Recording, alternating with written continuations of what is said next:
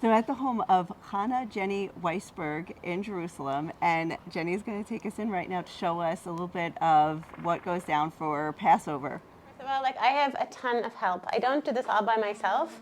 I have lots of young women who come and cook and clean, and so this is Naomi. Naomi, say hello. Naomi does a lot of cooking for me.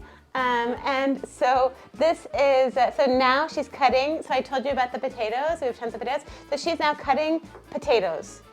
And so this is we spend a lot of Passover eating potatoes, and you can see this is and she's going to be making something afterwards with matzah. So we have here 5 packages of matzah meal, and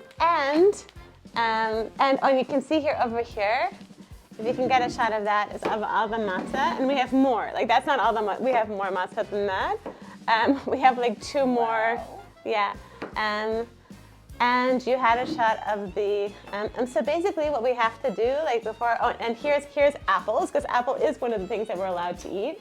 And you froze them? We froze them because we don't want them, we want to be able to make something new. The holiday of Passover is 7 days. Mm-hmm. So if we make something at the beginning of Passover, then it's not going to stay good until the end. So we freeze the Passover, and also this is, guess what this is? It is frozen mashed potatoes. Oh my gosh, more potatoes. And we have more. Okay, I just want you to see my freezer also. Okay. So this is my Passover freezer. Okay. This is matzo balls. Wow. This is 100 matzo balls. And here's more mashed potatoes. And here's chicken soup. And here's meat. And here is sweet potatoes, because that's one of the things we're allowed to eat. And then somebody made this really yummy. One of my helpers, she made a 200 of these little. So basically, it's chocolate. It's cocoa, date honey, and one second, and coconut oil with coconut, because that's something that we're basically. I'm just trying to show you that there's a lot of things that we can't eat, but the things that we can eat are we make really yummy things out of them. Okay, how did you make it without pizza for a week? And so actually sandwiches. Okay, so what we do is we make matzah pizza. You take a piece of matzah and you put you put tomato sauce. Actually, my son did this yesterday. You put tomato sauce on it and then cheese. And we have a microwave. And so everything that we're using has been through a whole cleaning process. So this for example, so we cleaned it. This is our matzah. This is our microwave. Okay. And so basically so you have to clean it all out. And then they're not allowed to use the regular plate that you use during the year, so you put in a regular plate. Okay. Yeah, and this is this is all clean. We cleaned our oven. See how clean it is? Yeah, it doesn't usually look that clean during the year.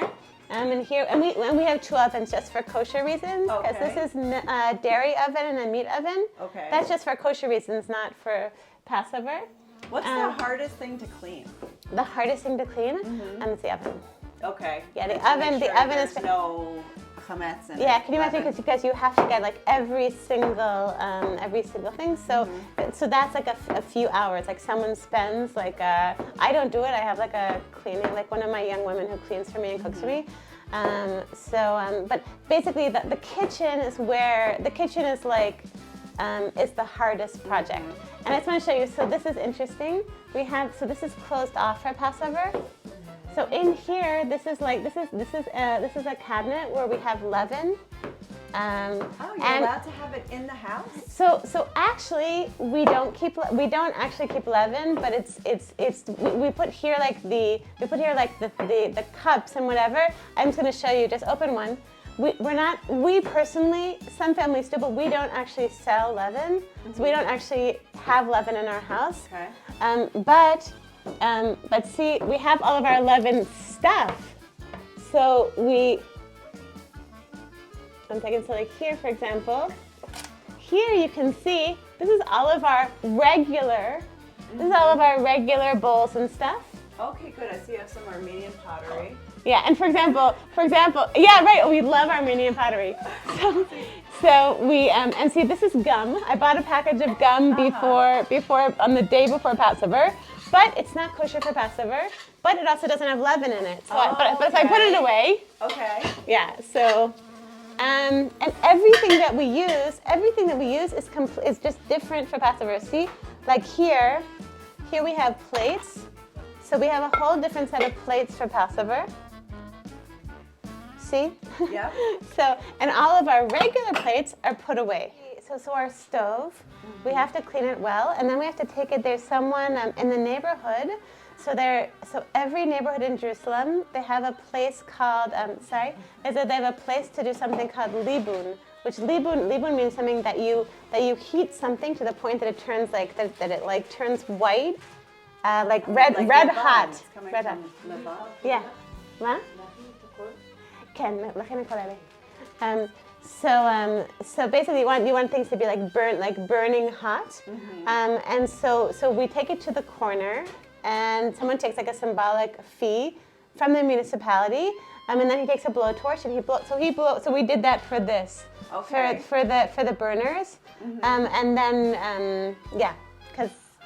Yeah. So you know it's for sure. Yeah, so we know for sure there's no leaven, and we light candles, and so part of what we did this year is like somebody shined the brass. These were my mother's, my mom's candlesticks, and so somebody shined them before the Chag, before the holiday. That's so nice. And this all got cleaned, and we had to and so we had to clean this well, and I took this, and then they have a big pot in the same place where they do libun on the burning hot to clean the burners. So they also have a huge vat of boiling water, and so they put the top of the kettle in that, in the vat of boiling water. Oh wow. Yeah. So we can see why it takes a couple of weeks leading up to Yeah, Passover. it's just a lot of but work. once Yeah. you do that, you then can't have any leaven in the house, I assume. Yeah. Because it'll Oh. destroy the whole. Well, it's a little bit because basically you have different stages of it.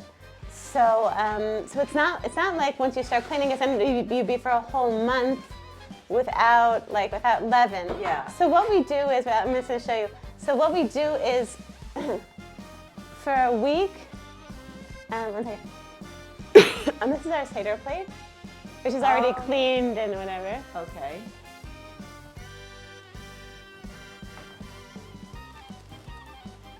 This says Pesach. Yeah. That's over. Yeah. Okay.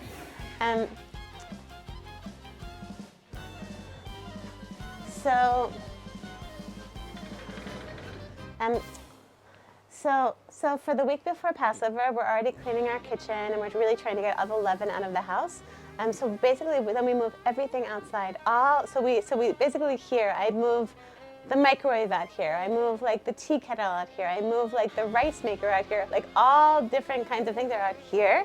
And then here is bread and Cheerios and all sorts of things. So you eat out here, you prepare some Yeah. stuff out here. Yeah. I see. Okay, but if somebody doesn't have a balcony or an outside space, then... We used to be in that situation, and it's really a pain. Okay. It's difficult. Okay. Yeah. All right. Yeah. I was trying to understand. Okay. Yeah, before we lived for 13 years in a house without a balcony. Didn't have any balcony, any outside space, and so then I would make we'd make sandwiches or whatever and eat outside, go to the playground or eat on the steps or something. Oh. Yeah. Okay. I think I've seen that happening too. Yeah. So it's funny. Yeah. This is the bookshelf. Oh So my this gosh. wasn't necessary. This isn't something that we're required to do, but I just love that it's clean and nice. Yeah. Yeah. Wow. And these are the Haggadah. Yeah, this is the Haggadahs. So this Yeah. is the story. This is the book that we read on Seder night, and it's thousands of years old, and we're still reading the same story every night. And Jews, and I think in Israel, about maybe 85% or more of Israelis do a Seder. Even ones who call themselves quote unquote secular or whatever or unaffiliated. So almost every Israeli does a Seder. And so this year I bought myself some new Seders. I bought myself, this is based on a certain Hasidic rabbi called the Piazetzner Rebbe. I got myself this this Haggadah it's another Hasidic Rebbe called the Netivot Shalom. And I bought myself another one that I don't know where it is. I bought another one of Rabbanit Yemima. And so it's nice for me. Like so yesterday even after the Seder, I was sitting and I was reading and I was putting in like little notes of things that I like to read. Cool. Yeah. How long was your Seder? Our Seder, well, we started around 8, and we ended at 1:30 in the morning. Wow, that's long. Yeah. Wow. Did your little kids last that long? No, they were very disappointed, and then they said because they went to what do you call it? I think that they only lasted until around 12, which for them was early, which is early for Seder night. Yeah. But usually they go to sleep like much earlier. Yeah. Of course, but they were disappointed that the whole thing is then like the next day, then they say to their friends like, how late did you stay up? And say, oh, I stayed up until 2 in the morning. How late did you stay up? I stayed up until 1:30. So it's kind of like this competition. So funny. Yeah.